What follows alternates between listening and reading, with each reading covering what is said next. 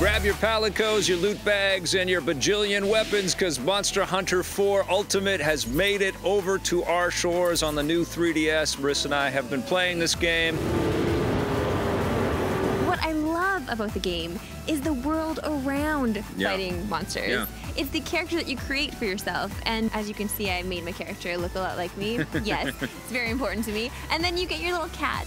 Your palico, Your yeah. palico. Yeah. What'd you name your cat? Toby, after my own cat. I named mine Clyde, and I liked it. I thought it was so cute, except it kept meowing just like my cat does, and my cat doesn't shut up, and I kind of hated my palico after a while. I wanted to see if I could just mute that cat.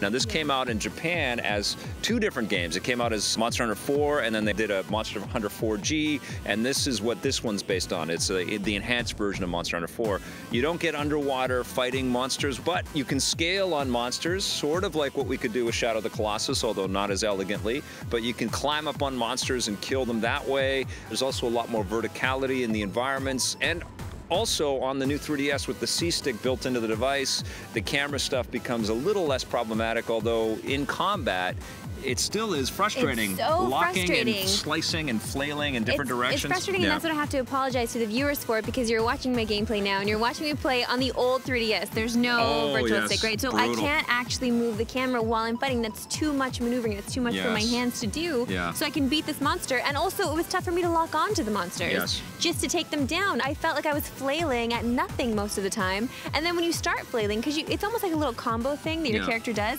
and she has to complete the combo when you strike. So you're flailing at nothing, and you have to wait for her to finish flailing at nothing. Uninterruptible animations, I know. That's a problem with the game. You're going to have some issues with it. It's going to be a little quirky. It's not Shadow of the Colossus. No. It's not Pokemon. It's definitely not Pokemon. But it's its own cool thing, and I appreciate this game more and more, and I think this is my favorite of the Monster Hunter games. Okay, I can't say it's my favorite of the Monster Hunter games. I did enjoy my Monster Hunter experience on the iOS, though, when I played with Sean, because it was really cool, and I could lock onto the monsters and kill them and not be frustrated with the camera, because that's a big problem here. The camera is huge, especially in a game like this. If you can't fix the camera for me, I'm not going to go back to the game. Camera issues, it's getting a 7. All right, gets an 8.5 from me.